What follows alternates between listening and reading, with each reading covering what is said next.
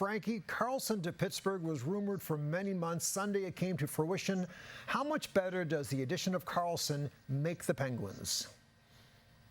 It should make them better for sure, and there's two reasons why, really. The Pittsburgh Penguins do a nice job on this deal of shedding some contracts of some players that were underachieving for them, quite frankly making too much money at this point in their careers for the Penguins to stomach. Those players being Jeff Petrie, Michael Granlund, and Jan Rutta. So they move on from those players.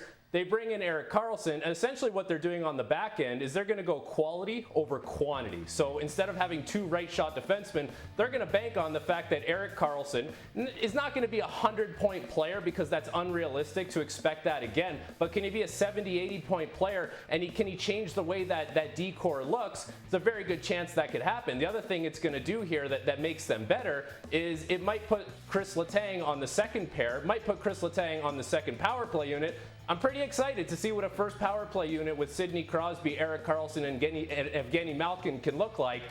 It does make the Pittsburgh Penguins a better team, makes them a thinner team at the same time on the back end.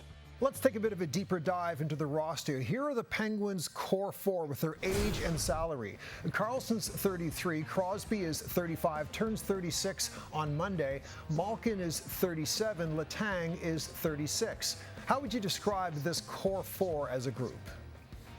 It's a team that's not ready to give up, and I think as long as you have Sidney Crosby playing quality hockey, you shouldn't give up on that group. And listen, at the end of the day, if the Ottawa Senators or Buffalo Sabres are going to come and take your playoff spot away, let them do it. Don't go without a fight. And for Kyle Dubas to come into this Pittsburgh Penguins organization, I think he looks around and he says, okay, like I owe it to all these players here to give them ample opportunity or every last opportunity to see if they can make something of it. And there's been some different eyes that have looked at this team over the last few years. And now Kyle Dubas is going to try and make a transformation. I'll say this about the head coach. Mike Sullivan is as good as it gets in the National Hockey League. And so, when you have him behind the bench, your team should have an opportunity to be a quality team. It's an aging team. There's no doubt about that. At some point, they're going to have to turn the page. But, for Kyle Dubas entering this organization, I don't think the time is now. I think you give it every last chance you possibly can and see if this team can get in the playoffs and make some noise. And Frankie, we should talk about what San Jose receives in return. This was considered a big chip on the market, but the return in this trade seems kind of low, don't you think?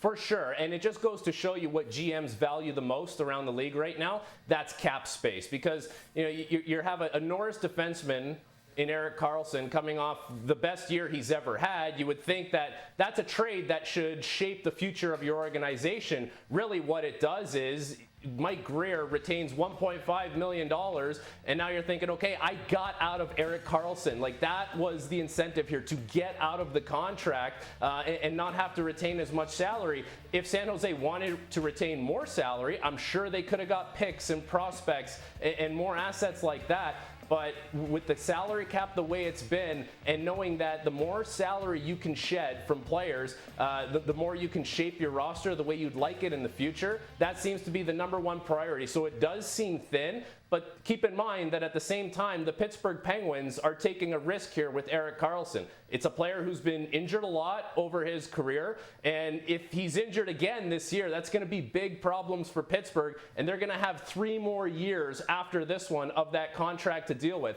San Jose gets out from under it. I think that's a nice piece of business from Mike Greer, even though when you look at the pieces coming back, it seems a little underwhelming. It will be fascinating to watch a major summertime trade in the NHL. Our TSN Hockey analyst, Frankie Corrado, thank you for this.